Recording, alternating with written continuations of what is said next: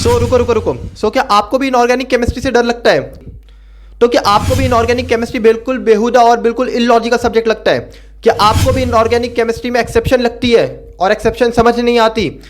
क्या आप भी कोटा फैक्ट्री का वो सीन देख के आए हो जिसमें वैभव ने इनऑर्गेनिक केमिस्ट्री को एक्सेप्शन कह के बहुत बुराई करी थी? क्या आपको भी इनऑर्गेनिक केमिस्ट्री समझ नहीं आ रही है? क्या आपको भी इनऑर्गेनिक केमिस्ट्री से डर लग रहा है कि भैया इसे मैं छोड़ के जाऊं या इसे क्या करूं?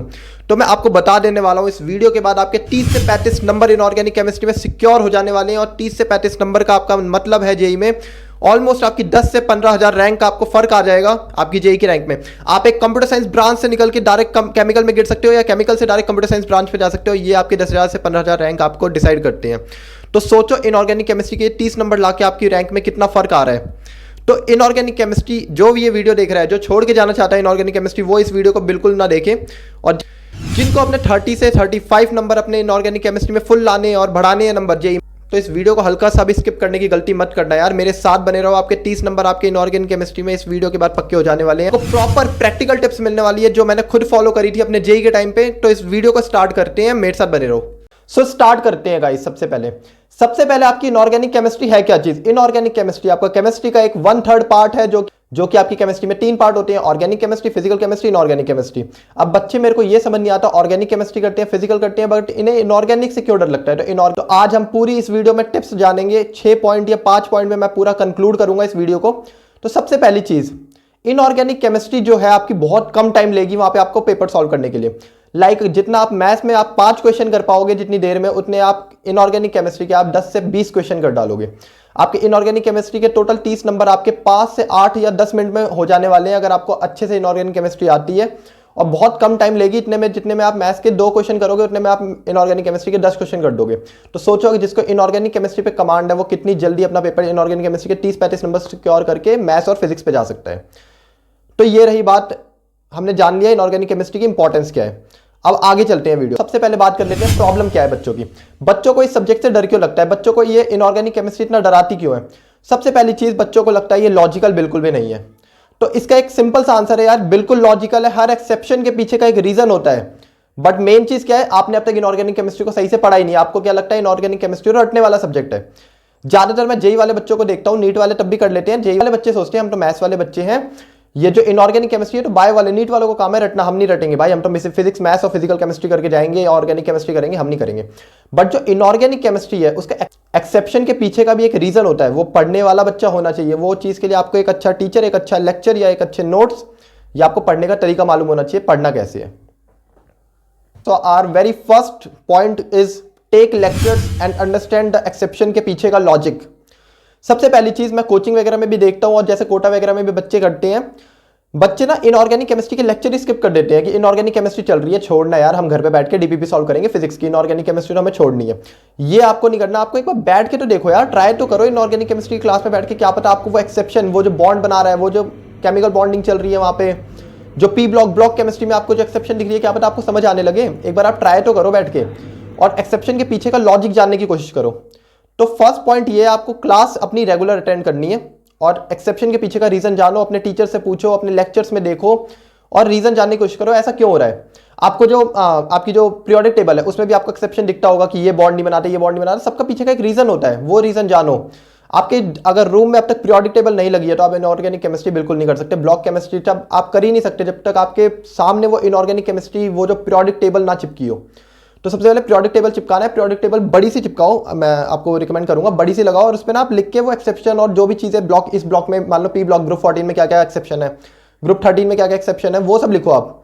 जो भी आपको पीरियड में एक्सेप्शन दिखती है, ग्रुप में एक्सेप्शन दिखती है, अलग अलग ट्रेंड्स दिखती हैं, वो सब आपको पीरियोडिक टेबल पे लिखना है। रोज आपकी नजर पड़ेगी तो आपको समझ आए। फर्स्ट पॉइंट यहाँ पे कवर हो गया। सेकंड पॉइंट पे आ जाते हैं हम। हमारा सबसे इंपॉर्टेंट पॉइंट है इनऑर्गेनिक केमिस्ट्री के बिना अधूरी है, मेक डिटेल्ड नोट्स। नोट्स यार, नोट्स सबसे कंपलसरी चीज है इनऑर्गेनिक केमिस्ट्री में। जब तक आपके पास नोट्स नहीं होंगे आप इधर उधर भटकते रहोगे। एक होता है ना इंसान जिसको रास्ता मतलब ए से बी तक जाना है लेकिन वो भटक भटक के जा रहा है, कभी इस वाली बुक पे, कभी ये वाली बुक, कभी एनसीईआरटी, कभी दोस्त के नोट्स, कभी लेक्चर, ये वो।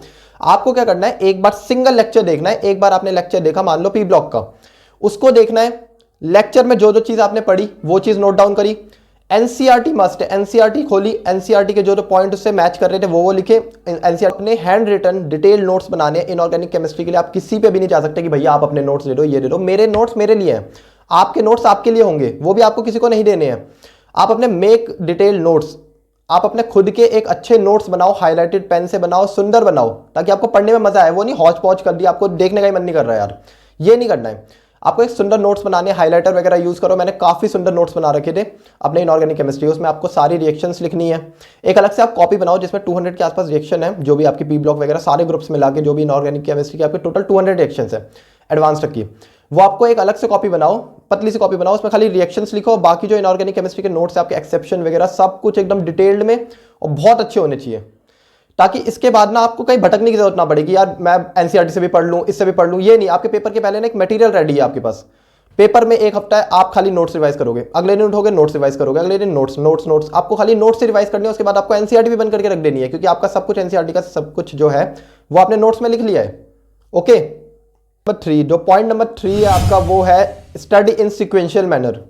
आपको एक सीक्वेंस में पढ़ाई करनी है, जिस सीक्वेंस में आपको एनसीईआरटी में जो चैप्टर दे रखे हैं, लाइक पहले पी ब्लॉक दे रखा है तो पी ब्लॉक ही करोगे आप, पहले डीएनएफ ब्लॉक दे रखा है तो डीएनएफ ब्लॉक करोगे। सबसे पहले शुरुआत आपको केमिकल बॉन्डिंग पीरियोडिक टेबल से करनी है तो उसी से करोगे आप। ये नहीं कि पहले आप पी ब्लॉक पढ़ रहे हो उसके बाद आ रहे हो डीएनएफ पे और लास्ट में आ रहे हो केमिकल बॉन्डिंग पे, ऐसे नहीं करना। सीक्वेंस में पढ़ाई करनी है। 11th की इनऑर्गेनिक केमिस्ट्री उठाओ, उसके बाद 12th वाली पे आना है।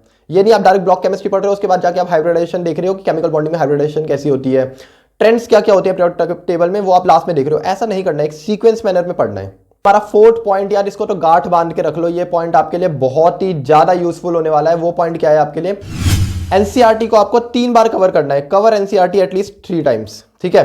3 बार आपको एनसीईआरटी अपनी पूरी पढ़नी है। और एनसीईआरटी पढ़नी कैसे है, फर्स्ट टाइम आपको पूरी रीड करनी है, प्रिपरेशन वगैरह सब कुछ रीड करना है और एक पेंसिल लेके बैठना है जब तक आपकी वो इनऑर्गेनिक केमिस्ट्री की बुक पूरी भरी हुई नहीं दिखती ना। जैसे आप मेरी इनऑर्गेनिक केमिस्ट्री की बुक की मैं फोटो यहाँ पे अटैच कर दूंगा, आप एक बार देखना, पूरी हाईलाइट हो रखी होनी चाहिए आपकी। और उस पर जो भी इंपॉर्टेंट पॉइंट्स आपको लग रहे हैं, कोई प्रिपरेशन दिख रही है, कोई अलग चीज आपको दिख रही है, एक्सेप्शन दिखा, उसको अंडरलाइन करो और ऊपर ही लिख लो।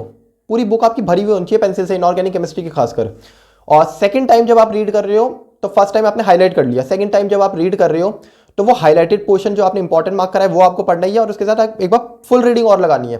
बट जब आप तीसरे टाइम रीड कर रहे हो तो खाली आपको हाईलाइटेड पॉइंट्स पढ़ने हैं और जो आपने हाईलाइट करके जो एक्सेप्शन वगैरह जो ऊपर लिखी है वो पढ़ना है।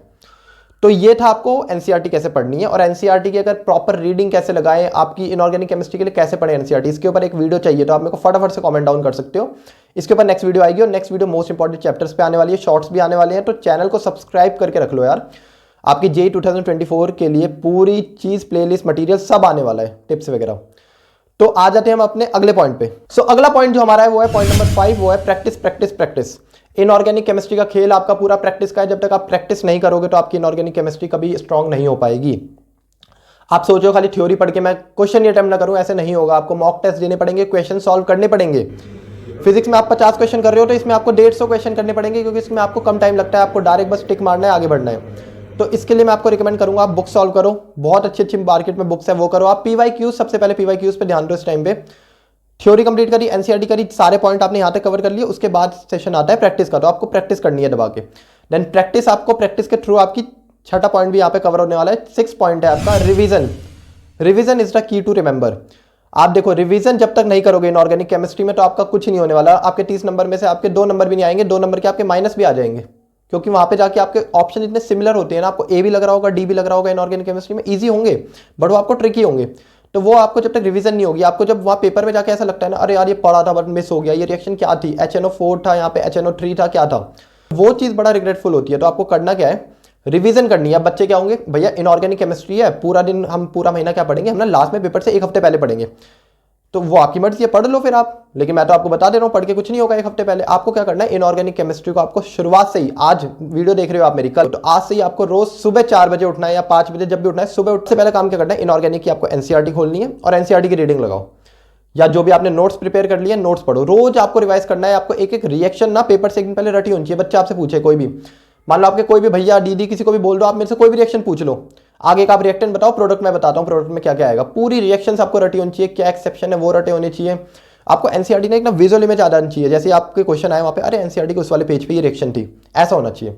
ये थी आज की वीडियो इनऑर्गेनिक केमिस्ट्री के ऊपर। मेक श्योर आप ये सारे पॉइंट जब कवर करोगे ना, उसके बाद आपको इनऑर्गेनिक केमिस्ट्री में 30+ नंबर लाने से कोई नहीं रोक सकता। बट मेक श्योर आप सारे पॉइंट 1 बाय 1 कवर कर रहे हो। नोट्स आपके होने चाहिए, एनसीईआरटी की रीडिंग होनी चाहिए, 3 बार एनसीईआरटी पढ़ी होनी चाहिए, रिवीजन, प्रैक्टिस सारे, ठीक है। इसके बाद भी अगर आपको कोई डाउट है तो अनअकैडमी पे मैं एक सेशन लेके आने वाला हूँ मोस्ट इंपॉर्टेंट चैप्टर का और लास्ट मिनट टिप्स का। तो आप वो अनअकैडमी पे देख सकते हो, साइड में आपको मेरी प्रोफाइल दिख रही होगी। तो यहाँ पे आप जाके मेरे को अनअकैडमी पे फ्री लाइव क्लास होने वाली है, स्पेशल क्लास है ये, प्लस क्लास नहीं है, स्पेशल क्लास होने वाली है। तो आप जाके मेरा अनअकैडमी पे भी ये सेशन देख सकते हो। तो next video most important chapters पे आने वाली है और जो भी आपको डाउट्स आ रहे हैं वो भी आप लिख सकते हो, उसके पे भी हम वीडियो बनाने की पूरी कोशिश करेंगे। चलते हैं फिर आगे, किसी और वीडियो में मिलेंगे। और सबसे पहले आपने अगर 50 डेज स्ट्रेटेजी वाली वीडियो नहीं देखी तो वो भी आपको यहाँ पे दिख रही होगी, उसको भी आप फटाफट से देख सकते हो। और चलते हैं फिर, चैनल को सब्सक्राइब करना और बेल आइकन को ऑन करना मत भूलना यार। All the best.